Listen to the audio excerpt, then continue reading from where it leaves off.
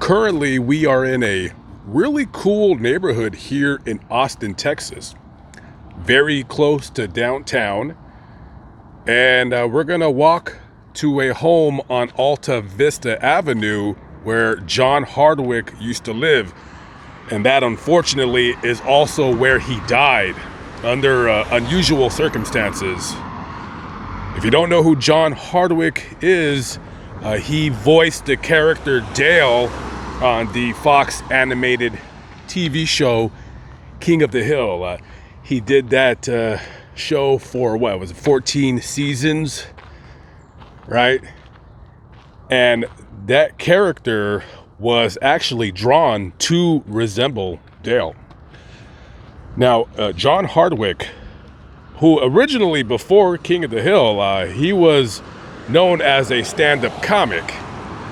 Well, he was born here in Austin, Texas on December 31st, 1958.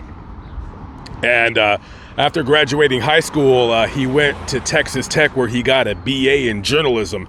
And after that, he did usually worked as a bartender here and there. He lived in Austin, and for a time, he also lived in Dallas. Now, originally, when he was approached to do the voice of Dale for King of the Hill, he wasn't actually the first choice. No, this is a funny story. This really tells you who you are in life and the bad choices that we make. So originally, the character Dale was supposed to be voiced by Daniel Stern. Yeah, does anybody know who that is? Because I sure the hell didn't. I had to Google him. Well, Daniel Stern played one of the burglars, the tall burglar, on Home Alone 1 and 2. Now, I didn't do a deep dive on this Daniel Stern guy, so I don't know if he's a big-time actor because I don't watch movies and I don't watch TV. But I'm going to guess that I don't know. Is he a working actor? I don't know. Anyways, so they approached Daniel Stern about doing the character. And according to Matt Judge, who created King of the Hill, he basically wanted a bunch of money. Like, there was no room for negotiations. He wanted X amount of dollars. And they just all said, well, we're just not going to pay you. So they approached John about it. And he said, hell to the yeah. And because of that TV show, it allowed him to live a very comfortable life. He said him getting that job on King of the Hill, he said it was like winning the lottery 10 times. A little bit of advice to any actors out there. You're never as big as you think you are. Daniel Stern probably should have took the position, because I'm pretty sure that even after King of the Hill ended, he was still getting residuals. And also, sadly that, he died, but there is a reboot either in the works or it's already being done on Hulu for King of the Hill. So if John were alive, he would be working yet again. So the weird circumstances of how he was found. So one of his friends, or somebody, had called the police because they hadn't heard from him in a while. So the Austin Police Department, they come down this street right here and they go to his house. They knock on the door. Nobody's answering. Now, eventually they would make their way inside the home. And one of the officers hears water running in the bathroom down the hall. So they go, and by now I'm pretty sure even before they open the door, they can smell that weird smell of death, that very overpowering odor. So they go to the bathroom and they see a body, a very decomposed body of a man in a bathtub with the water running, but the water was running down the drain. So they call the coroner's office to do an investigation. So they get him and they take him to the coroner's office for autopsy. Now, they said that the toxicology reports indicate that he did test positive for weed. He smoked weed.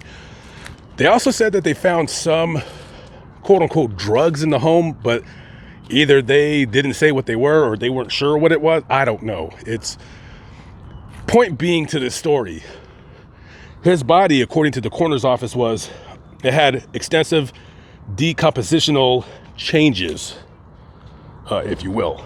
So basically, his body was so decomposed that they couldn't tell how he had died. They don't know if he had any kind of disease of the heart or any kind of abnormalities. They don't know.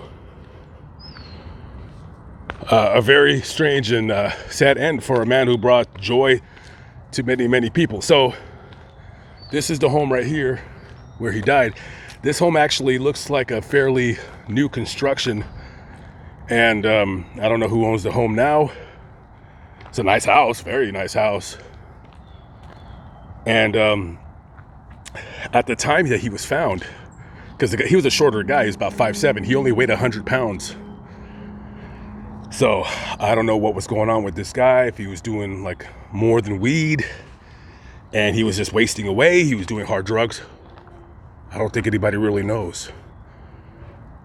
That's how decomposed he was. It just, nothing could be found.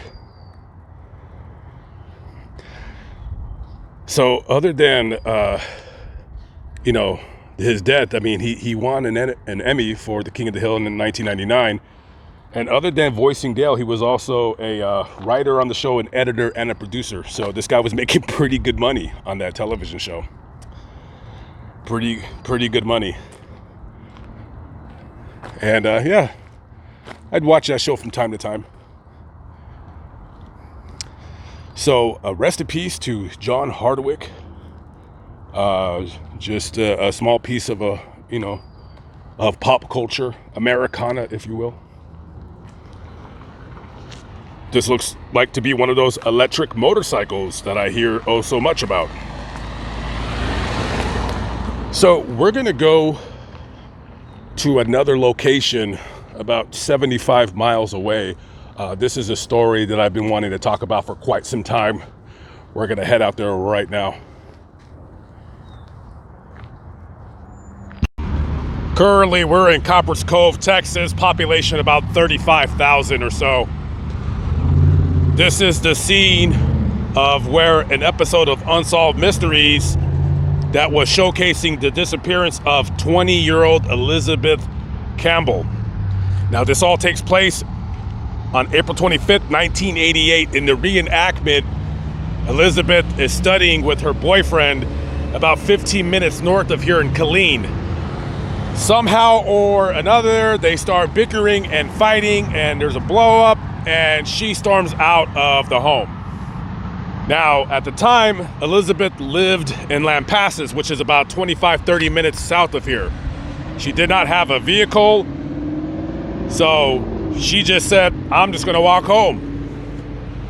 She ends up about 10 miles away at this location right here. This Little Caesars used to be 7-Eleven, and it used to have a payphone outside. And according to the clerk, they seen Elizabeth come here. She said she was gonna call her brother to see if he can give her a ride home.